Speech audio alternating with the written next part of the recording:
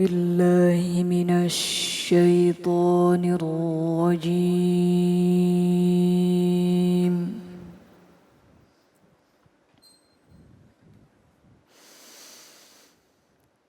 بسم الله الرحمن الرحيم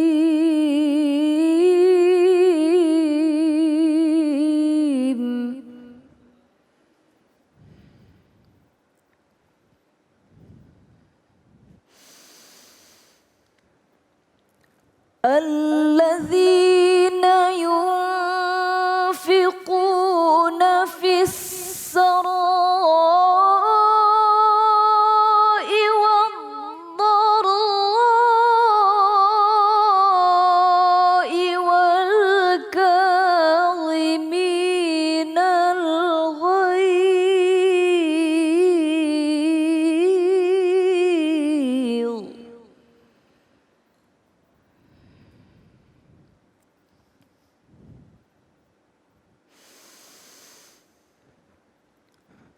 والكاظمين الغيظ والعافين عن الناس والله يحب المحسنين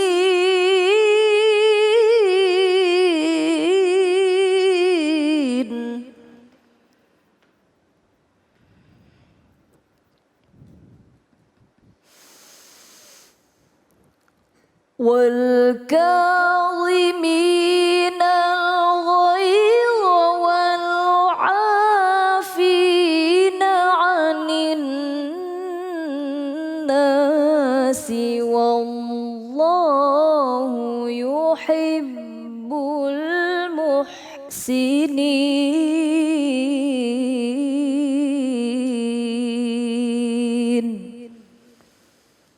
صدق الله العظيم.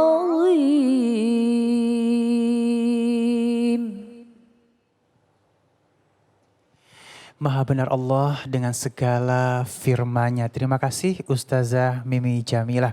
Baik jamaahku yang dimuliakan Allah Subhanahu wa taala, Masya Allah, kita akan masuk ke dalam tema kita amarah dari bisikan setan bersama guru kita yang dimuliakan Allah Subhanahu wa taala, Kang Rashid. Assalamualaikum Kang Rashid. Waalaikumsalam Masya warahmatullahi Allah, wabarakatuh. ini kalau ngomongin marah, hampir setiap hari kayaknya kita pasti aja ada marah. Ada gesekan. Ada gesekan. Dan marah ini menjadi momen titiknya setan untuk masuk sehingga hari jadi besar gitu ya. Nah, mohon ilmunya Kang Rashid, ini gimana kita bisa mengontrol ini, silahkan. Terima kasih. Bismillahirrahmanirrahim. Assalamualaikum warahmatullahi wabarakatuh. Waalaikumsalam warahmatullahi wabarakatuh. Alhamdulillahi wa kafa, segala puji dan puja kita haturkan kepada Allah Sang Maha Pencipta yang menggenggam segala keputusan. Allah itu maha ada dan mengadakan. Allah itu maha berkehendak dan mengkehendakkan. Allah itu maha kaya dan mengkayakan. Kalau tuh ada marah, Allah yang meredupkan. Alhamdulillah wa kafa wassalatu wassalamu ala sayyidinal mustafa. Kita haturkan salam hormat kepada Kangjeng Nabi Muhammad sallallahu alaihi wasallam. Juga tak lupa wa ala alihi wa ashabihi ahli sidqi wal wafa. Kita haturkan juga kepada keluarga beliau dan kepada umat yang taat patuh kepada ajarannya. Nabi mengajarkan kepada kita, Mas Ali, ada seorang sahabat namanya Sayyidina Abu Darda radhiyallahu anhu. Beliau bertanya kepada Nabi, "Ya Rasulullah, dullani ala amalin yudhilunil jannah." Ya Rasulullah, tolong ajarkan kepadaku suatu amal dan dengan amal tersebut bisa memasukkanku ke surga. Nabi menjawab pertanyaan sahabat ini, la tagdob. La tagdob, jangan marah. Kalimatnya pendek, la tagdob, jangan marah. Namun ketika mengimplementasikan, Mas Ali, kalau sudah panas di sini tuh kan, sampai Al-Quran memberikan gambaran narullahil muqadah, ketika api marah itu membara, melunta-lunta gitu, membara, allati tattoli'u alal afidah. Surat Al-Humajah. Api marah itu bisa membakar hingga ke hatinya. Wah, itu marah. Nah, Nabi, Bunda Ayahanda, pemirsa saya dirahmati Allah, bahwa Nabi memberikan ajaran jangan marah. Marah itu adalah pintu fast track, Mas Ali, ke surga. Sampai pada hadis lain Nabi mengatakan la tagdob walakal jannah. Janganlah engkau marah, kendalikan marahmu, redupkan marahmu. Jika engkau mampu mengendalikan marah, itu adalah jalan tercepat ke surga. Banyak pintu surga itu, Mas Ali dan pemirsa. Tahajud pintu masuk surga. Jihad fisabilillah pintu masuk surga. Puasa Ramadan pintu masuk surga. Ada pintu yang fast track. Kalau kita orang kaya sedekah pintu masuk surga. Tapi diaudit dulu sedekahnya. Uangnya dari mana? Kemudian dinafkahkan pakai apa. Tapi kalau menjaga marah, itu juga pintu untuk masuk ke surga. Nah, oleh karena itu penting sekali. Lantas Kang Rashid, marah itu dalam Al-Quran disampaikan itu adalah dia panasnya di dada itu. Tattoli'u alal afidah, sampai terbakar hatinya Mas Ali itu. Nah, oleh karena itu Bunda Ayahanda pemirsa saya dirahmati Allah Subhanahu wa taala, lantas kemudian Nabi menyampaikan pesan kepada kita, marah itu obatnya adalah cuma 3. Ketika marah meluap-luap, marah itu panas sampai keadaan menjadi panas, Nabi memberikan cara untuk menyelesaikannya. Pertama, kalau kita marah dalam keadaan berdiri, hendaknya ajak entah yang marah itu suami atau yang marah itu istri atau yang marah itu anak, ajak ia untuk duduk. Sudah Papa masih capek, yuk duduk dulu. Kalau dia marah dalam keadaan berdiri itu 80% maksimal marahnya itu. Naip. Tapi kalau dia dalam keadaan duduk, minimal itu menurunkan panas menjadi 50 derajat Celcius gitu. Kalau duduk masih marah-marah Bunda gitu ya, sampai patah itu kursi-kursi gitu. Saking marahnya suruh berbaring. Sudahlah sudah sama mama istirahat yuk baringkan. Itu redup panas tuh. Kalau berbaring saja masih panas sampai ranjang itu belah gitu. Maaf sekali, ada cara yang keempat, suruh berwudu. Karena marah itu api, laksana api. Api itu hanya padam pakai air. Nah, berwudu itu adalah mendinginkan suasana panas. Maka punten para guru-guru kita termasuk ayahanda kami Kiai Haji Fakih Wahyudin berpesan, nak, karena kondisinya begitu panas saat ini, kalau boleh dawamkanlah wudu. Wudu itu bisa mendinginkan keadaan temperatur batin. Tapi Bunda Ayahanda, marah itu kalau boleh kita kenali terlebih dahulu, marah itu kalau lihat mimik wajah yang marah itu tidak nyaman dilihat Mas Ali. Tidak nyaman dilihat pemirsa. Orang yang marah tidak nyaman dilihat wajahnya. Yang kedua, punten sekali pikirannya dangkal. Coba yang marah, mau yang S2, mau yang S3, mau yang PhD. Kalau dalam keadaan marah mah dangkal pikirannya itu. Dangkal sekali. Nah, efeknya kalau dia wajah tidak nyaman dilihat, pikirannya jadi dangkal, maka keluarnya marah outputnya. Kalau keluarnya marah, efeknya aniaya kepada orang. Entah dia hantam orang, entah dia caci maki di sosmed, entah dia caci maki di lapangan. Itu marah sekali. Maka oleh karena itu, maka marah itu adalah pintu masuknya setan. Tapi Bunda Ayahanda, pemirsa saya dirahmati Allah, kalau boleh kita telaah sejenak, marah itu power. Marah itu power, tinggal arahkan. Itu tenaga marah itu. Maka lihat dalam tubuh kita, maka rawat. Ada 3 unsur penting dalam tubuh kita yang harus kita rawat. Pertama hati. Hati ini tempat berkecamuknya marah. Hati ini tempat berkecamuknya cinta. Juga hati ini tempat berkecamuknya ridho dan tawakal. Nah, hati ini harus kita rawat karena dia akan jadi presiden, Bunda Ayahanda. Dia adalah Perdana Menteri yang punya keputusan, yang punya decision maker. Kemudian dibantu oleh lisan. Lisan ini adalah Menteri Penerangan, Mas Ali. Dia yang menyuarakan isi hati. Nah, kemudian kemana menyuarakannya? Ke anggota badan, kaki, tangan, telinga, wajah, bibir, mulut gitu ya. Itu adalah tentaranya pelaksana keputusan hati. Maka oleh karena itu, kalau hati yang marah, ini tangan tak terjaga, bisa mukul orang. Kalau hati marah, bisa posting sesuatu yang memarahkan orang. Maka oleh karena itu, bermuara di hati. Hati itu seperti, punten Mas Ali, bahwa seperti teko Bunda Ayahanda. Teko itu kalau isinya air, maka yang keluar ada air. Kalau isinya adalah kopi, yang keluar kopi dong. Tapi kalau yang isinya air comberan, yang keluar air comberan, tidak mungkin Bunda Ayahanda isinya jam-jam keluar air comberan. Itu mah hoax gitu. Tapi moncongnya teko itu adalah mulut. Jadi bibir ini keluar buah dari isi hatinya.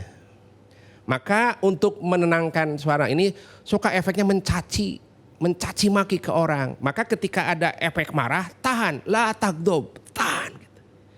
Nah maka oleh karena itu Nabi berpesan jangan marah, la tagdob walakal jannah. Nah oleh karena itu penting sekali, lantas Kang Rashid, kalau begitu menahan marah ibadah. Nahan, habis Kang, dia caci di sosmed, dia caci di lapangan, dia hina saya, udah kalem aja. Kalau kita meladeni berarti kita terbakar oleh bensin marah itu. Maka diamkan, astagfirullahaladzim, sudah Pak, astagfirullahaladzim. Gitu saja, meredupkan diri gitu ya.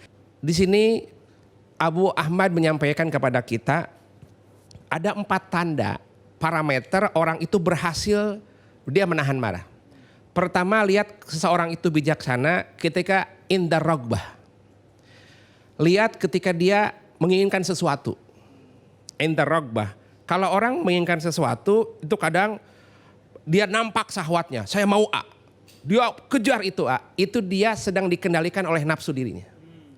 Yang kedua, lihat indar rahbah. Pada saat dia takut. Orang dalam keadaan takut itu paranoid. Sikapnya sembunyi, takut yang berlebihan. Yang ketiga, indal ghadbah. Pada saat marah. Maka lihat kearifan seseorang, lihat pada saat dia marah. Itu tahu, entah yang S2, entah yang S3, entah yang S1, entah yang sudah ini, ketahuan ketika lihat dalam marahnya. Kalau dia mampu mengendalikan, bijaksana. Terakhir, tanda orang bijaksana itu lihat pada saat indah syahwah. Pada saat syahwat. Kalau laki-laki pada saat lihat perempuan, kalau orang yang lapar pada saat lihat makanan, itu terbakar. Jadi yang membakar diri ini tidak hanya marah, syahwat membakar. Marah membakar, kemudian rasa takut membakar, rasa keinginan membakar. Nah kalau itu semua dikendalikan, hanya satu cara mengendalikannya. Ala bidzikrillahi tatmainnul qulub. Hanya satu cara untuk bisa mengendalikan itu. Supaya tidak kemana-mana, dengan ingat kepada Allah. Dengan zikrullah, itu mengingatkan kita kepada Allah. Punten sekali, COVID-19 zikrullah. Salat tahajud zikrullah. Taklim di cahaya hati zikrullah. Ini mudah-mudahan bisa menenteramkan rasa marah tadi. La haula wala quwata illa billah. Ya memang kadang-kadang benar banget Kang Rashid kalau misalnya lagi marah. Zikir, istighfar gitu ya. Istighfar biar gak marah lagi gitu ya. Terbakar soalnya ya. Baik Masya Allah, dan sekarang kita kasih kesempatan kepada jamaah yang ada di studio untuk bertanya. Yuk silakan. Siapa yang mau bertanya? Ya, saya Pak Ustaz. Ya boleh, oh ya namanya siapa? Assalamualaikum warahmatullahi wabarakatuh. Waalaikumsalam warahmatullahi Nama wabarakatuh. saya Ibu Karyani. Bertanya dong Pak Ustadz. Iya silakan. Bagaimana cara menghadapi orang yang suka mengkambing hitamkan orang lain? Terima kasih. Assalamualaikum warahmatullahi wabarakatuh. Assalamualaikum warahmatullahi wabarakatuh. Kalau bahasa kerennya lepas body. Buang badan. Buang badan atau udah bukan hanya buang badan ya, tapi mengkambing hitamkan orang lain lagi nih ya. Nah. Baik silakan Kang. Buang body. Buang Ya? body. Bunda izin, terima kasih, pertanyaannya sangat bagus sekali. Bagaimana kalau kita bertemu dengan orang yang mengkambingkan hitam, kambing tidak hitam semua gitu. Dia menyalahkan dia apapunnya. Nah oleh karena itu, marah itu seperti api yang meluap-luap. Bagaimana sikap Bunda ketika melihat api? Apakah kita masuk ke dalam terbakar? Mundur. Apakah menjauh atau segera ambil air memadamkan? Ada 2 sikap. Pertama, menjauh dari kobaran api supaya tidak terbakar. Yang kedua, lebih proaktif mengambil air memadamkan api. Ada 2 sikap, menjauh atau proaktif memadamkan. Nah, mengambil jauh itu adalah ketika dia membakar dengan tuduhan itu, kita diam saja. diam. Istighfar, astagfirullahaladzim. Ini ujian, mudah-mudahan. Kalau toh dia punya kemampuan proaktif, dipanggil musyawarah, tabayun. Ada apa? Kenapa kok kami yang disalahkan? Nah, yang lebih tinggi lagi, pertama menjauh, kedua supaya dapat pahala dari perisa itu adalah proaktif. Yang ketiga wal afina aninas. Tadi qari'ah kita menyampaikan wal kadzibinal ghaidha wal afina aninnas. Yang ketiga maafkan. Itu tingkat tertinggi. Idfa billati hiya ahsan. Ini sifat Nabi. Kalau ada yang marah kepada dia, Nabi maafkan. Ini posisi tertinggi. Jadi ada 3 sikap bunda. Pertama menjauh supaya tidak terbakar.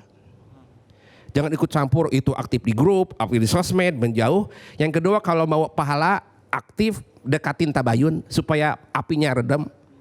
Yang ketiga naik lagi, memaafkan orang yang mensesatkan itu. Itu masalah. Masya Allah ya, ini 3 hal yang memang kembali lagi perlu latihan ya. Harus latihan, harus terus dilatih sehingga akhirnya kita kembali menjadi manusia yang bijaksana. Baik, Masya Allah jamaahku yang dimuliakan Allah Subhanahu Wa Taala, saat lagi masih kita akan bertemu dengan guru kita, Dai berjuta pemirsa, Kiai Haji Agus Dermawan dan Kang Rashid. Namun dengan tema yang berbeda, kita akan membahas tentang hidup jangan banyak gaya. Tetap bersama kami di Cahaya Hati Indonesia.